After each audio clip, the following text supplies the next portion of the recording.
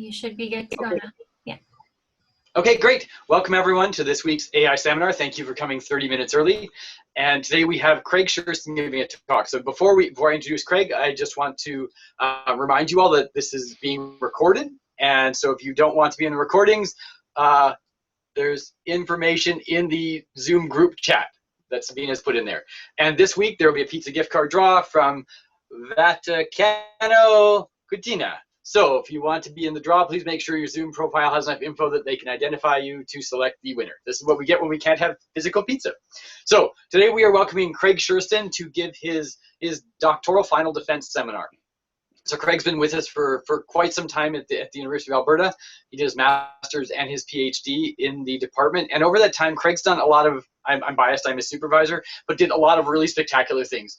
In particular, he's shown that we can deploy reinforcement learning methods, so reinforcement learning methods and prediction and control methods in a wide range of real-world domains and simulated domains, and in my opinion, really advanced our understanding of how learning machines might make predictions as they interact with their stream of experience. So Craig's gonna give you a great summary of this today as part of his thesis defense and tell you some of those highlights. But if you're very interested, I encourage you to look at some of the other work that Craig has put forward over the years in our department, because I think that there's some very substantial advances that allow us to think much more clearly about how we might deploy machines in very complex environments, and especially the real world. So with that, I'm going to stop talking, put myself on mute, and welcome Craig Sherstan to give his final PhD seminar. Welcome, Craig.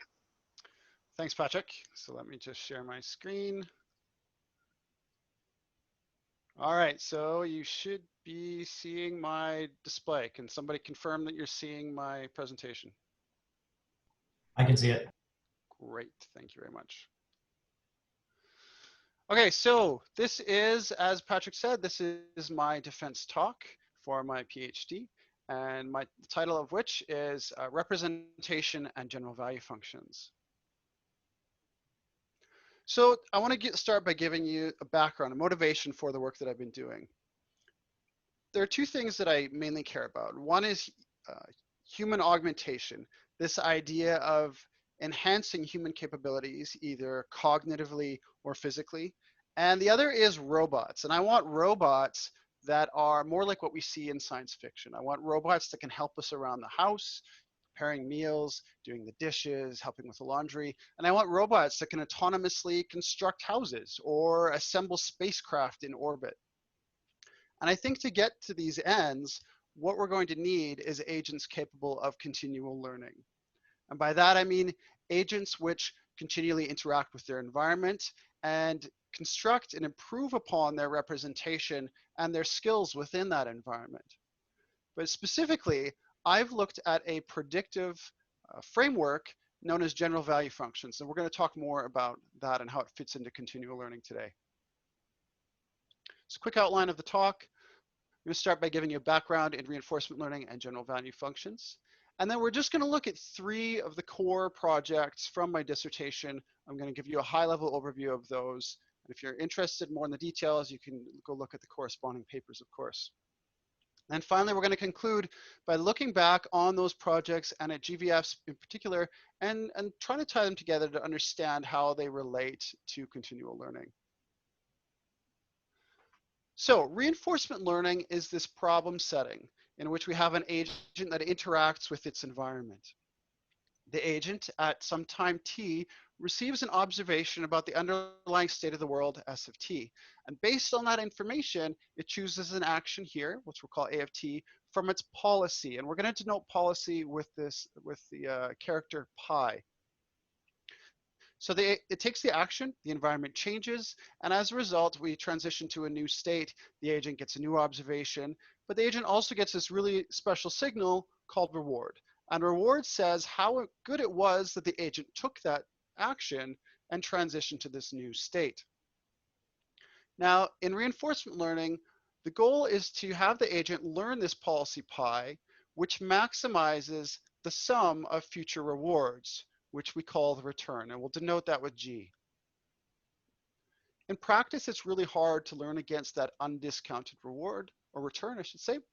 And instead, we often optimize towards this proxy return, where we scale future rewards by this gamma value.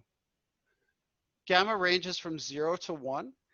And when gamma is 1, then we have that all rewards are treated equally. When gamma is 0, we only care about immediate reward. And then gamma can take on intermediate values and performs a filtering on future rewards that has this kind of decaying shape like this you see here. Now, to say how good it is to be in a state, we use value. And value is defined as the expectation of the return under a particular policy pi, starting from one particular state. And if you follow along with me here, we're going to expand this out by one step.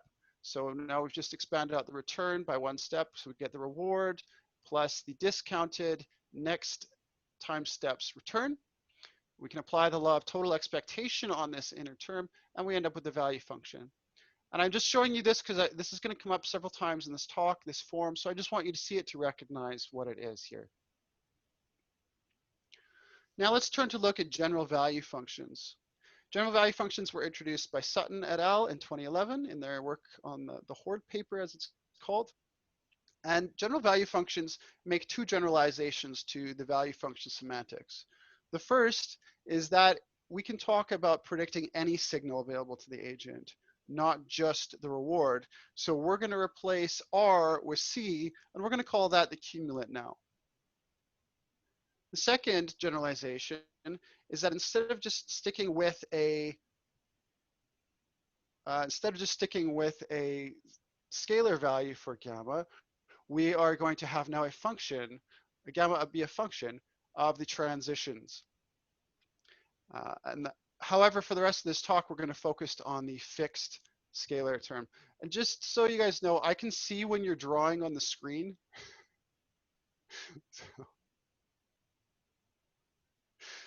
So general value functions, a single general value function forms a predictive question defined by three components. The first is the prediction target, which we call the cumulant, and we'll denote with C. The second is the prediction timescale, which we're going to denote with gamma. And the third is our policy pi. General value functions let us ask questions like this. So consider this little mobile robot. A GVF could be posed as, if I drive forward, so there's our policy, how much current will my motors draw? There's our cumulant over the next 3 seconds, and there's our time scale. Or if I drive forward, how long until my bump sensor is activated? So the appeal of GVFs is that they provide a way of representing aspects of the agent's sensory motor stream that are predictive and are grounded in the agent's own sensory motor experience. So the agent can define this in terms of its own representation and learn it based on its own experience. And further, GVFs can be learned with TD learning, and TD learning is a nice lightweight algorithm that lets us do online learning and scales nicely with experience. Okay, so TD learning defines a TD error as the difference between our current estimate, shown here, and our sampled bootstrapped return, shown on the left. And that sampled bootstrapped return is just the one-step cumulant that we observe, and then the discount of the next state's value. All right, so one of the core ideas with GVFs was to use them as a predictive representation of state.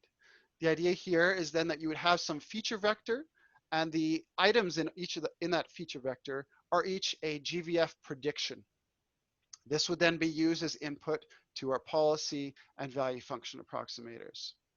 Okay, and this predictive representations of state have been shown to be good for several reasons: to summarize history, to handle partial observability, and to generalize across different tasks and different settings. There are other ways that we can use GVFs, but this has been the primary one motivating the research that I've done. Okay, so that kind of concludes our background. Now we're going to look at the three core contributions of my dissertation. And my dissertation can be broken into a few parts. And the first here is representation with GVFs. So we're going to look at what kind of questions we can ask with GVFs and maybe make some suggestions about what sort of things we think the agent should be able to ask. So this paper is comparing direct and indirect temporal difference methods for estimating the variance of the return. This was done with my colleagues Dylan Ashley, Brendan Bennett, Kenny Young, Adam White, Martha White, and Rich Sutton. So in reinforcement learning, our agents care about maximizing the future return. Okay, so why should we care about the variance? Well, there's two areas that people have already looked at that they consider this useful for. One is in risk-sensitive reinforcement learning, and in risk-sensitive RL, the goal of the agent is to learn to maximize the return while minimizing uncertainty. The second area is to use the variance of the return to adapt hyperparameters of the learning process. But why do I care about this? How does this fit into the continual learning setting that I'm interested in? Well, in this portion of my dissertation, I start off by making this conjecture that an agent's state representation should include introspective signals. By introspective signals, I mean signals relating to the agent's own learning processes, signals that are generated internally, things like weight changes and step sizes and errors. And I also mean signals that capture statistics of the agent's interaction with its environment. Okay. Now, the idea here is that if we would include those as part of the agent state representation, the agent would be able to make better decisions. And ultimately, I believe this would allow the agent to control its own exploration and learning processes, something that I think will be key for continual learning. Okay. Now, further, we already use GVFs to predict sensory motor signals. That's something that people have done in the literature already. Now, if we could further capture introspective measures as GVFs and predict those introspective measures, then we have this one singular framework which can capture a lot of different knowledge, as it were, in these GVF architectures. All right, now to show you here, we're going to look at one specific example of an introspective measure that we can capture with GVFs, and that's the variance of the return. So assume that we have a GVF which estimates our usual value. At every time step, that value estimator is going to emit this TD error. And what we show in the paper is that you could write then the variance of the return, which we'll denote with sigma squared here, as the expectation of the sum of that TD error squared plus the square discounted variance of the next state. Okay? And this should look familiar. This is just another GVF where the cumulant is the squared TD error and the discount is the square discount that the value learner was using. And we can see this then as a sequence of GVFs. So on the left, we've got our usual value learner, and it emits this TD error. We then square that and then use that as the cumulant of our secondary GVF. Okay, and we discount now with the square of the value estimator's discount. In our paper, we compare our algorithm, which directly estimates variance, against an alternative approach, which indirectly estimates the variance by instead estimating the second moment. So just to refresh, the second moment of any random variable is just the expectation of that random variable squared. And then we can compute variance as the sum of that second moment plus the square of the first moment, which in our case is just our usual value. This too can be seen as a sequence of GVFs, but now our cumulant is a bit more complex and we have this additional summation operation on the end. Okay. So what we've shown first is that our direct method is slightly simpler than VTD, which is our comparison. And empirically, we saw that our direct method was just as good and often better than VTD. In particular, VTD showed a higher variability in numerous settings. One, when there was a mismatch in step size. Two, when their traces are used with the value estimator. Three, when estimating variances of the off-policy return. And four, when there is error in the value estimate. Now, I'm not going to go over the whole paper. We're just going to look at 2 slides to kind of highlight some of these areas where we see this difference in performance. In this slide, we're considering a 4-state chain MDP that is deterministic and moves from one state to the terminal state. We've indicated the true variances from each state as these dashed horizontal lines, you can see here. And then our predictions are shown as the solid lines. And what we're showing here is the mean over 30 runs, and the shading indicates the standard deviation. Okay. On the right, we have our results for our direct method, and on the left, we have the variance, or the VTD method.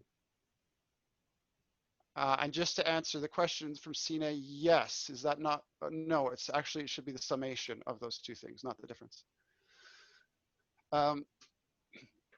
Okay, so in this example, what we're seeing is that the step size is different between the value estimator, our primary estimator, and our secondary estimator. Our secondary estimator being either the second moment for VTD or the variance for our direct method. In the top row, we have that the step size is greater for the value estimator. In the bottom, the step size is smaller for the value estimator.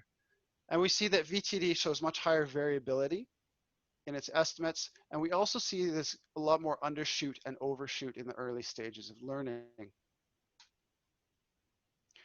Finally, we'll look at a linear function approximation setting. We've got a 30-state chain MDP here. And once again, our method, the direct method, shown in orange, outperforms VTD. On the left, we see the overall error as a function of step size. And we see our method here, orange, vastly outperforms VTD, or clearly does. On the right, we see the actual variance estimates after 3 million steps of training. Blue line indicates the true variance, which is pretty much completely covered over by the estimate of our direct method shown in orange. The green indicates VTD, and we see that while it's in the ballpark, it really doesn't capture the shape of the true variance there. All right, and of course you can see more results for that in our paper. The next area that we're going to look at is the representation of GVF answers. So we expect our continual learning agents to have large numbers of general value functions. And we need to find a way to make that tractable, to learn and to represent. So we're going to look at 2 different results in that area. The first is this paper, Accelerating Learning in Constructive Predictive Frameworks with the Successor Representation.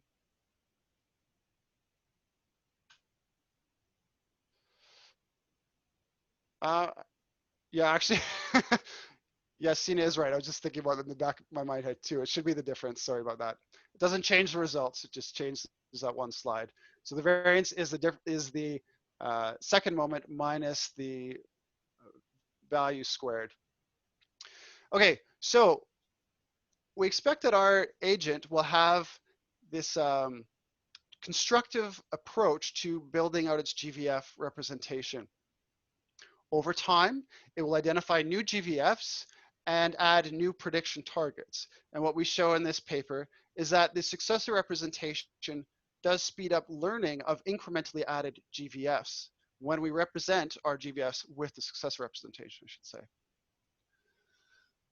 Okay, value is written again as the expectation of the return. So to derive the successor representation, we're just going to expand this out by 1 step, and then we're going to split up this expectation. So on the left, that will be the 1-step cumulant starting from some particular state, and on the right, that will be the discount of the next state's value estimate. Okay. If we write this now in tabular form, in which each state is independently and uniquely identified, then we have here this from this Bellman equation, this form, where C bar indicates the average 1-step cumulant from each state. And P indicates our transition matrix, so the probability of transitioning from one state to the next. And now if we solve this for V, what we get is this factorization of the value function into these 2 components, where the left side here is a matrix, which we're going to call the successor representation, which captures the dynamics of the environment under a particular policy and discount. And then on the right, we have the one-step cumulant here. And it's important to notice that the successor representation here is independent of the target signal that we're trying to predict. So what we claim then is that if you've already learned the successor representation, it should be much faster to learn a new GVF, because all we have to do now is learn this expected one-step return. All right, so to show this, we're going to look at Dan's grid world.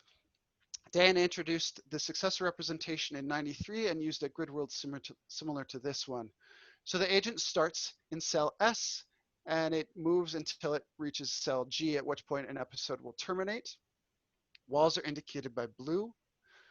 The agent can move in either the 3 or 4 directions, and the agent, 30% of the time, the agent's going to choose a random action, and otherwise it's going to follow these arrows. Now, what we're indicating here is, in black, in the shading, is the successor representation starting from state S. So if we take that matrix, that successor representation matrix, and we look across the row corresponding to this state, we have this vector.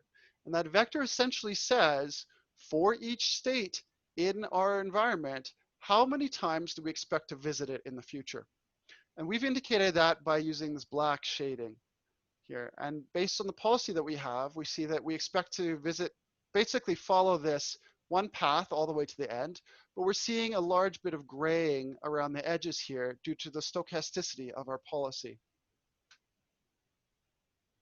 Okay.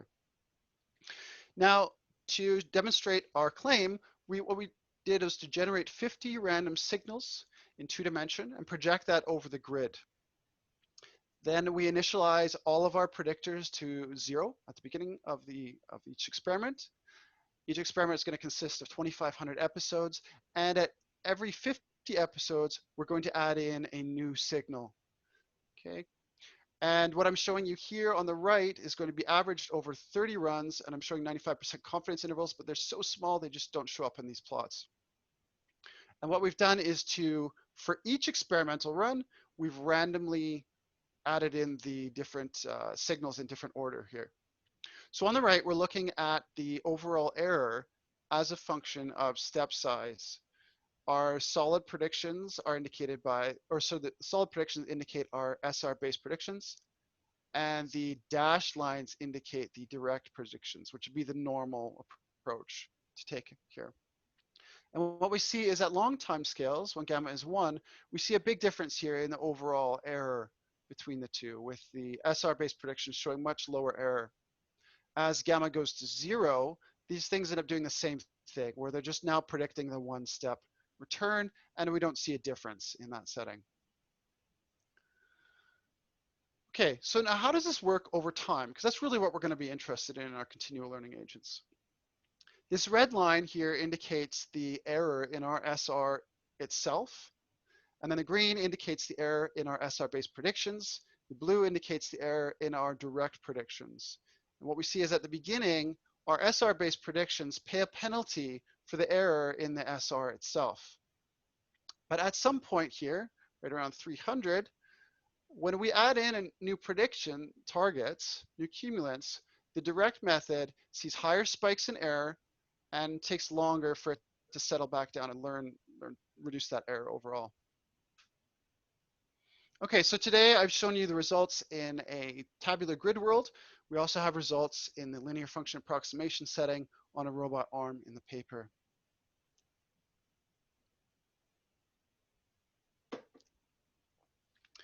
Okay, and the final project I'm going to discuss today is GammaNet, generalizing value estimation over timescale. This was done with my colleagues Shibansh Dohare, James McLaughlin, Johannes Gunther, and my supervisor Patrick Pilarski. So let's assume that we've got an autonomous car, and that autonomous car has this predictive representation of state, and it's predicting collision. We can imagine then that having predictions of collision at many different timescales is going to give that agent a better view into its world and better state space on which to make its decisions. Further, we might imagine that the importance of those different time scales changes depending on the conditions. Is there a lot of traffic? Is the road slippery or is it dry? How fast is the car moving?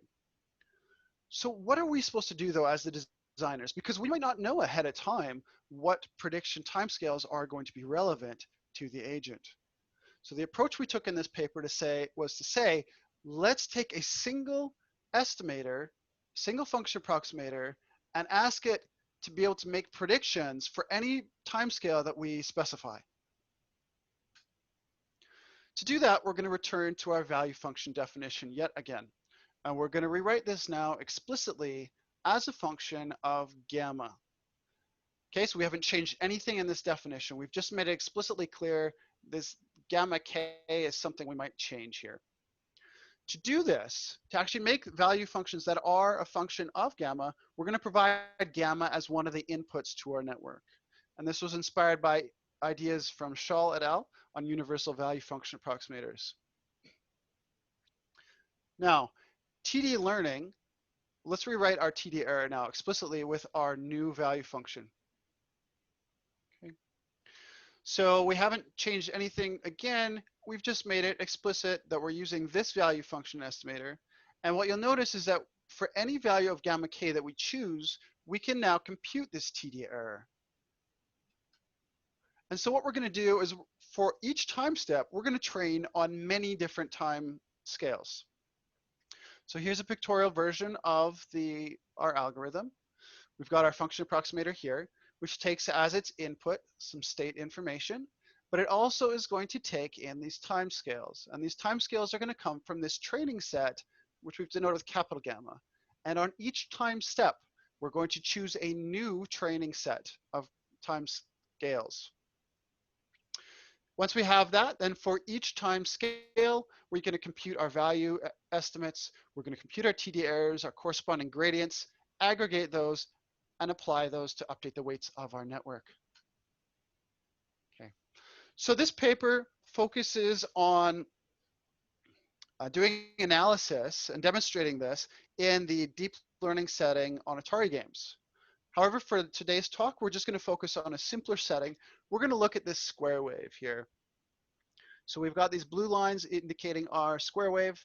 It ranges from -1 to +1. It has a cycle time of 100 time steps.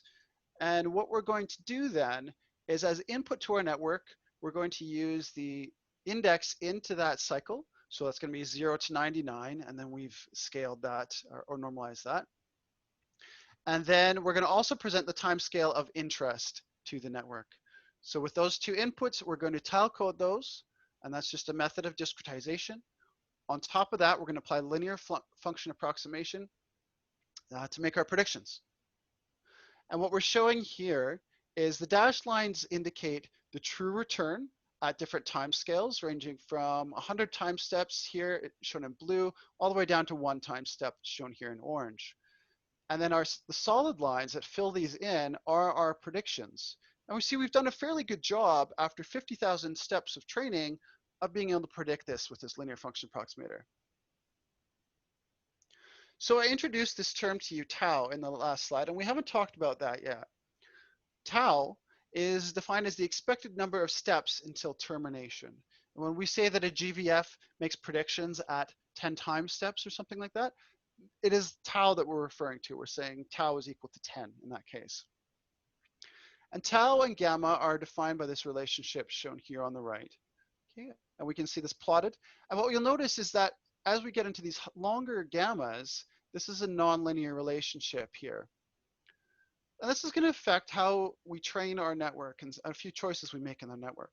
So if we were to just discretize across gamma, then you can imagine that this bin, this final bin here, might contain pretty much all of the long time scales. And vice versa, if we were to flip that over and do that for tau, then pretty much all the short time scales might fall into 1 or 2 bins here. So we've got really good separation on the gamma scale for low or for short time scales, really good separation on the tau scale for long time scales. So this is going to affect our network in 2 ways. First, how the time scales are presented to the network, and second, how we generate that prediction that training set, capital gamma.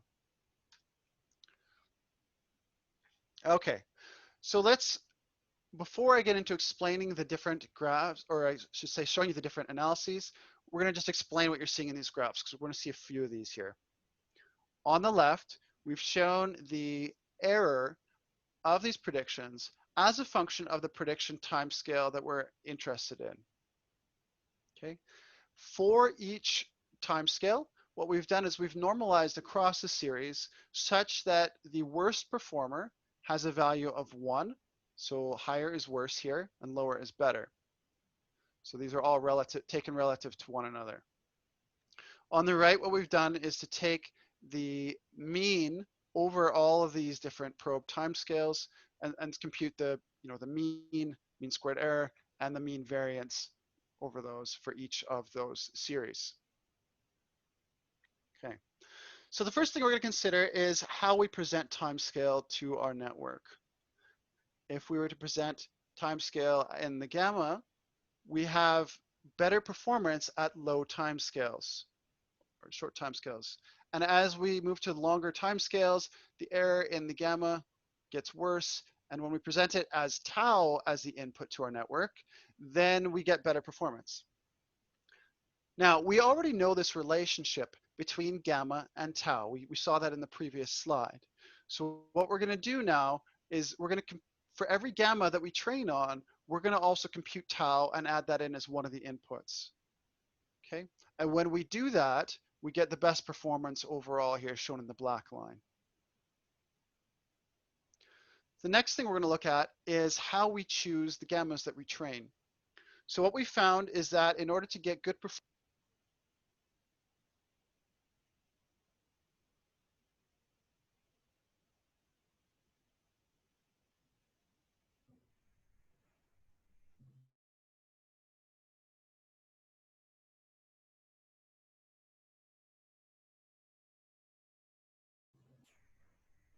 I think your mic cut out.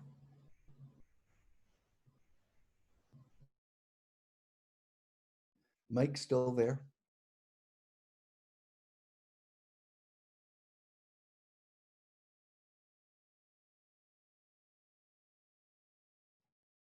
And now Craig is muted. Try again. Can everybody hear me? There we go.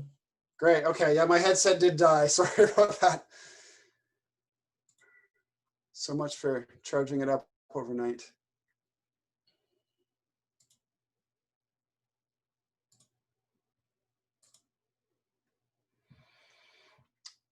Okay. So as I was saying, if we want good performance at either end of the scale that range of timescales that we're interested in, we found that we needed to explicitly include those in the training set. So we always included tau of equals 1 and tau of equals 100 in our training set. Then we sampled 4 other timescales in between that. So when we sample from gamma, we get better performance at short timescales. And when we sample from tau, we get better performance at the long timescales. Okay. And again, why don't we take what we learned in the previous one here and do a bit of sampling from both. And so that's what we do here is we sample 2 now from the gamma scale, 2 from tau, and we end up with the best performance overall shown by this black line. Okay, the final thing we're going to look at is the effect that the time scale has on the magnitude of the returns. So if we consider this cumulant that's always 1, then we would have that this series sums to this term here, 1 over 1 minus gamma, which you should recognize as tau. But this would give us a return of 1 if gamma is 0, and 100 if gamma is 0.99. And those are vastly different terms. If we were to just train against those arbitrarily, then we'd have that the large magnitude returns would tend to dominate the performance of the network. And we're going to say we don't want that. And so we took a really simple approach in this paper to just try and cancel out this term by multiplying by 1 minus gamma. Okay.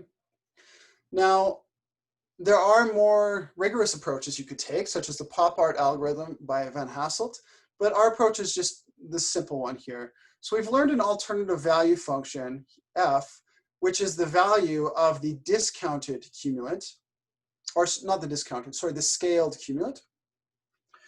To rescale that, we're going to have to divide f by 1 minus gamma.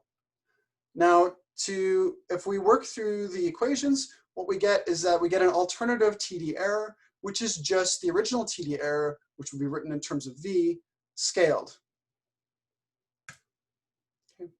So what we'd expect then is that without applying this scaling, we'd see better performance at the long time scales, which we see here in the green line. Then as we apply that scaling, we get that the performance shifts towards the short time scales at the cost of performance on the long time scales. Now, as I said, we did these sorts of analyses in the deep learning setting on Atari, and you can see our paper for those results. While the kind of trends that I've shown you today do hold, I will say that the results were not as clear-cut as they were here in the square wave. Now, in the beginning, when I presented this idea to you, I had said, kind of motivated towards this idea of using the gamma nets as part of the feature space. Thinking a bit more on this problem, I don't think that this is a good solution to that problem. Instead, I think what you'd be better off to do would be to have multiple heads off of your prediction network, each with a fixed time scale, and then let your policy and value networks figure out how to use those as its input. So what should we use gamma nets for? The short answer is, I don't know. But it has been suggested several times that we use these for auxiliary tasks. And for our purposes, we're defining an auxiliary task as some output of our network to which we have a loss attached and whose sole purpose is to provide gradients back to train this representation network that is shared by our policy and value estimates. And Jesse Fairbrother has carried out experiments on Atari with DQN using the gamma nets as an auxiliary task, and those results are shown here in orange as compared to DQN. And we see that for every game that he looked at, there was certainly a performance improvement. Some of these are certainly more significant than others. I mean, primarily these two show significant differences, which are essentially being able to go one level past where DQN was able to go in terms of game levels. Okay, so that concludes the main projects from my dissertation. And now to wrap up, we're going to look back on GVFs and these projects and just tie them back to continual learning. So GVFs present a way of capturing knowledge about the world in a predictive format that says what will happen if I do this, what will happen? And that's going to be something that's powerful for agents in general, whether they're continual learning agents or not. Okay, so the GVFs allow us to do that. That's a good thing. Second, the GVFs are grounded in the agent's own sensory motor experience. Again, that's something that's going to be important for a continual learning agent, which can't depend on engineers to either handcraft its representations or guide its experiences all the time. The agent needs to be able to construct its own representation of the world directly from its own experience. And third, we can use TD learning to learn the GVFs. And TD learning is a nice lightweight method that lets us do online learning. So that's very appealing. So these things taken together argue that GVFs are at least appropriate for the continual learning setting. We don't know if they're going to be the solution, but we know that they're going to be at least something that's valid to study in the continual learning setting.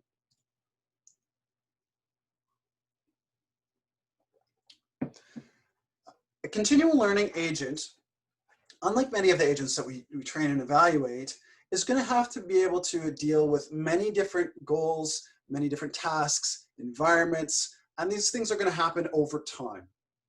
Further, the agent won't necessarily get to train to perfection on any particular task.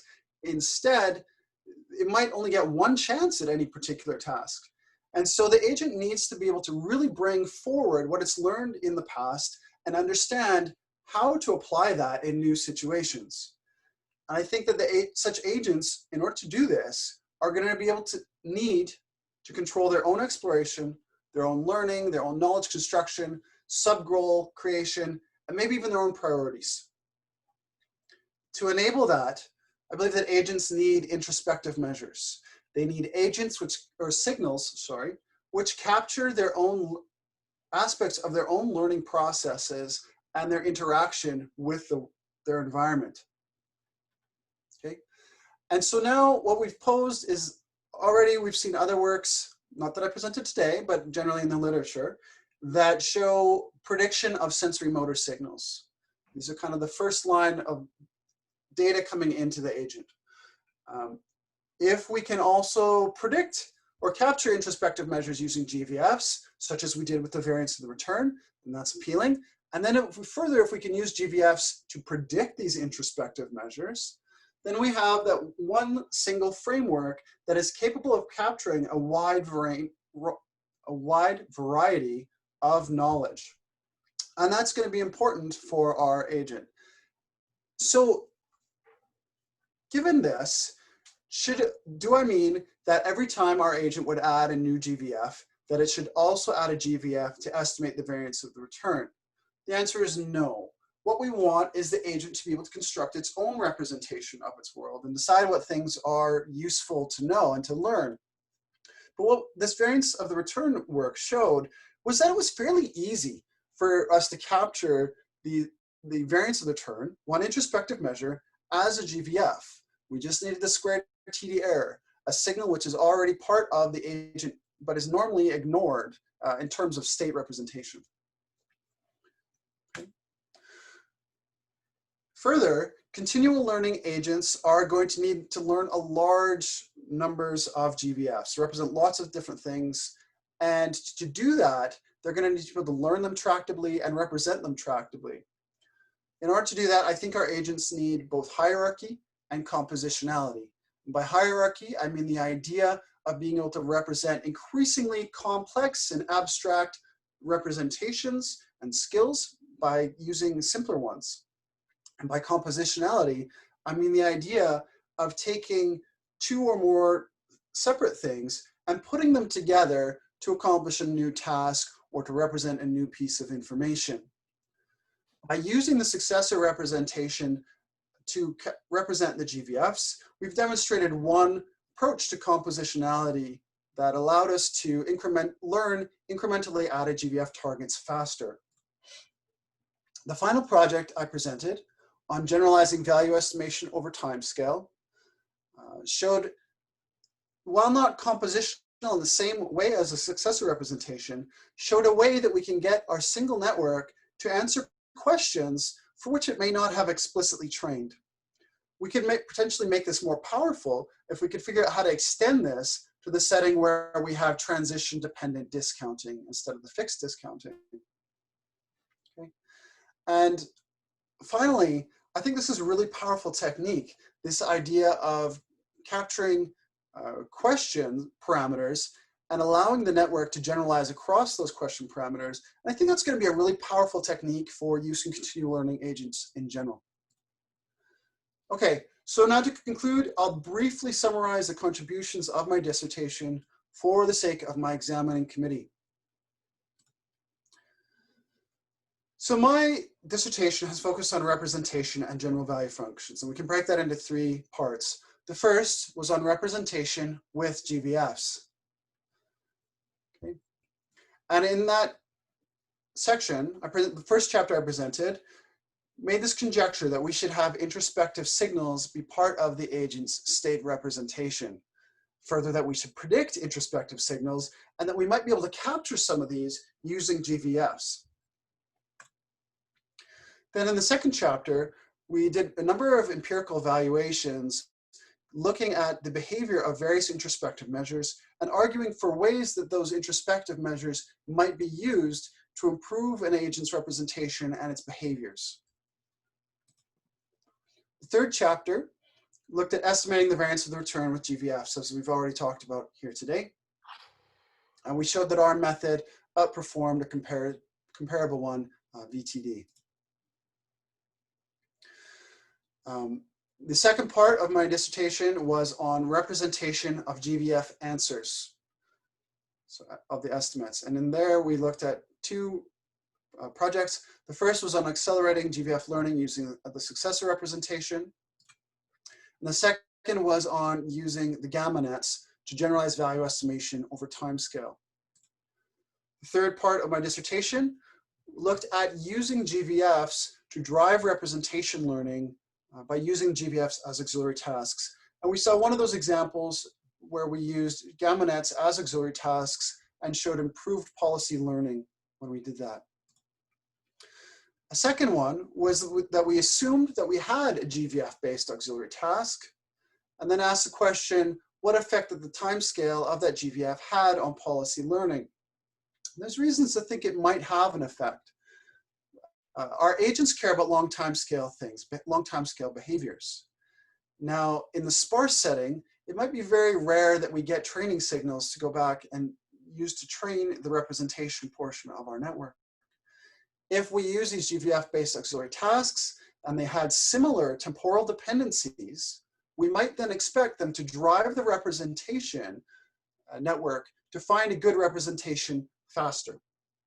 And while we weren't able to show a link between gamma and policy performance, we did observe on several occasions that when gamma was greater than 0, that we got better performance than if gamma was strictly 0, which corresponded to purely an autoencoder in this case. And further, we did see that including the GVF-based auxiliary tasks allowed our network to be less sensitive to hyperparameter settings. All right, so that concludes my talk. I just want to thank my co-authors, all of which managed to fit on this one page. Thank you to these various organizations for this support over the years. The University of Alberta, of course, the BLINC Lab, RLAI, Amii, and scholarships from NSERC, Vanier, Alberta Innovates, and internships from Cogitai, Huawei, and Borealis AI. Thank you to my committee, Adam White, Michael Bowling, and my supervisor, Patrick Pilarski, to my examiners, Donna Prekep and James Wright, and of course, thank you to all of you for joining me today. Thank you very much. I'll be happy to take your questions. Craig, I have a couple of simple questions prompted by the last use of the practicality of this scheme. The word practicality actually didn't arise since Patrick put himself on mute. But here are three classes of questions. The first one arises from the simple characterization of reinforcement learning with the lambda function, which is characterized to be either monotone decrease or increasing function.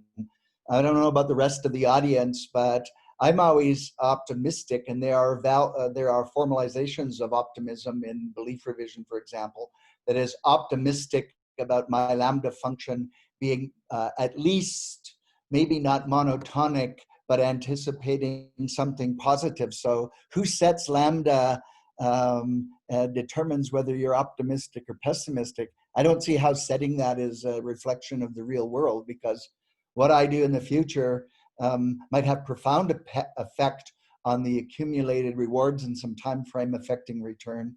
So the first one is just, why do people believe that that lambda is reflects anything about a practical world?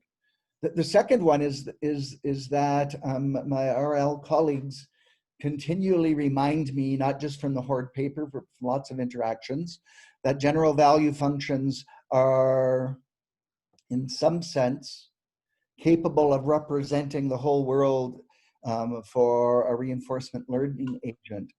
And the idea of prediction as knowledge or knowledge as prediction.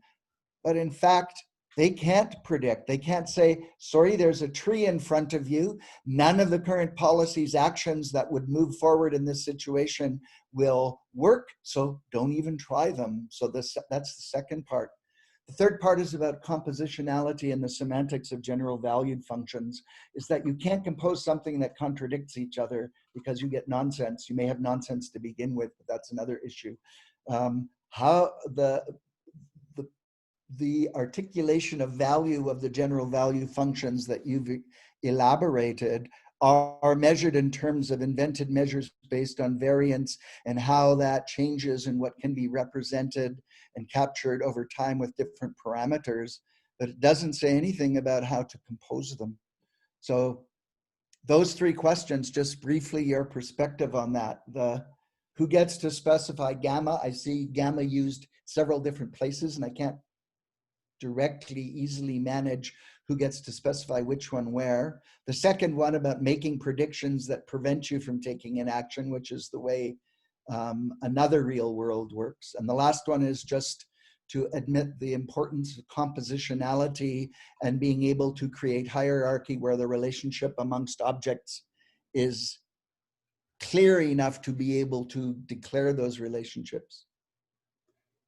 Okay, I'll see what I can do on that. So I'm going to start from the reverse here. I'll start with the compositionality one first.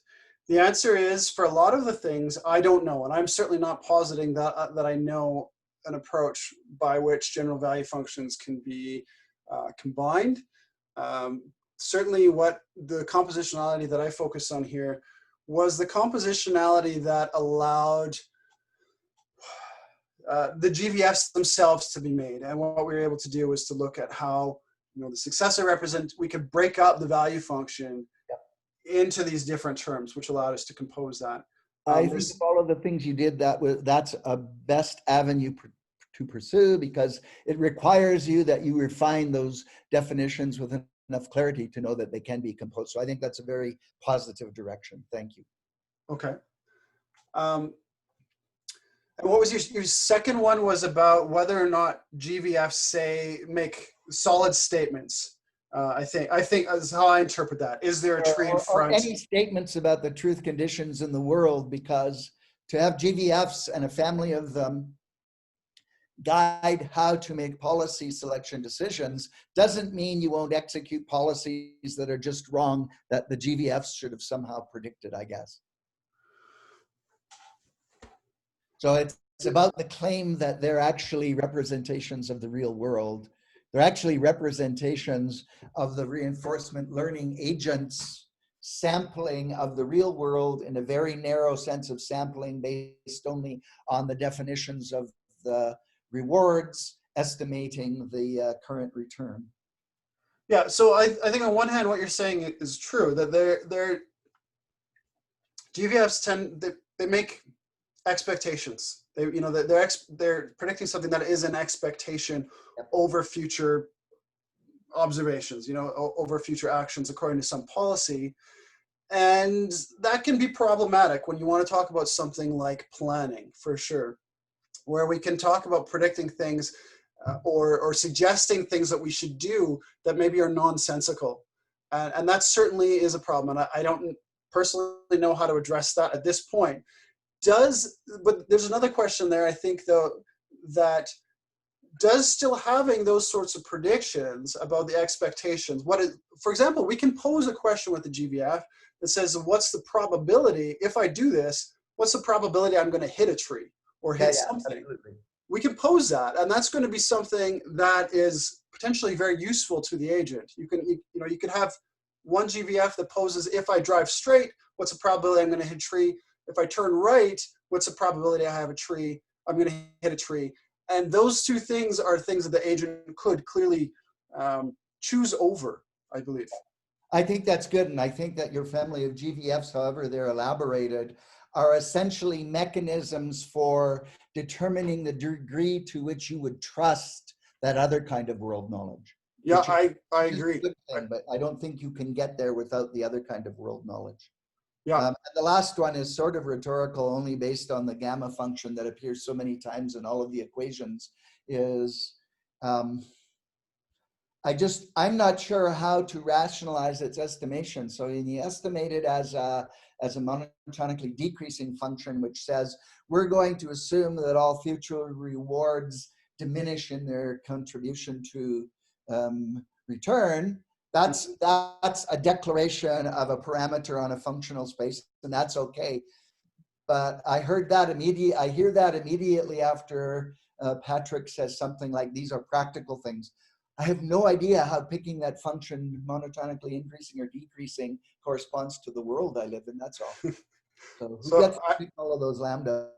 Yeah, so I think again, that's true what you're saying.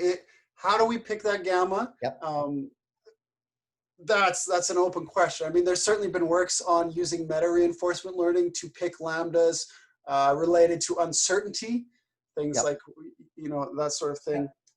In terms of defining predictive questions that GVFs define, it's a little bit, thinking a little bit differently about it. It's not necessarily defining the policy over which you want to optimize, but instead defining what that predictive question is asking. What is the time scale of that predictive question? And yeah, I don't know a mechanism for choosing gamma other than maybe some sort of meta reinforcement learning approach. Well, thank you. Just one last comment, and that is I think that your embracing of my broadly ranging questions shows that you do have something more to contribute than just yet another paper with another set of equations that Randy has to decipher. So thanks. Well, thank you. All right, Patrick has declared that it is time to wrap up. So I'll say thank you to everyone. Yeah, I think, Craig, we can maybe go, Roshan has one extra question. We can probably go, if you can do it in under 25 seconds, I'm conscious that we have to get your entire committee into a different virtual room. So please, if you can answer Roshan's question quickly, that's great. If not, maybe we can table it and you can discuss on Slack later on. Yeah, okay, so Roshan is asking, do you have any thoughts on what successor representations mean with function approximations? The answer is no, not really. I mean, we can do hand wavy things in the function approximation setting to say that it's counting the number of times that a particular feature is active, but that only really makes sense as an argument if you're talking about binary features. And it gets weird if they're float values. Instead, I prefer to just think of it as these are somehow representing the dynamics of the environment, the interaction that the agent has with the environment under a particular policy. And when you compose it then with a one-step return, that gives you the value function. On its own, I'm not sure what to think about it. There is some work relating the successor representation to the hippocampus on grid cells and that sort of thing. So maybe that's an avenue that might answer your question a bit better. Okay, thank you very much. Thank you, Craig. And examiners, please use the link in the link that is in your invitation to go to the defense.